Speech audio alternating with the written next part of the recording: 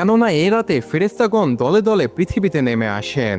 যখন একদল ফেরেশতা পৃথিবী থেকে চলে যান, তখন নতুন আর একদল ফেরেশতা পৃথিবীতে নেমে আসেন। এই রাতে গোটা পৃথিবী ফেরেশতাদের মাধ্যমে পরিপূর্ণ হয়ে যায় এবং একটি জান্নাতি পরিবেশ তৈরি হয়। ফেরেশতাগণ প্রত্যেক মুসলমানের ঘরে ঘরে শান্তি ও বরকত নিয়ে আসেন, আল্লাহর রহমত বিতরণ করেন এবং ইবাদতকারী বান্দাদের জন্য দোয়া করতে থাকেন। পৃথিবী তখন এক প্রশান্তিতে ভরে ওঠে।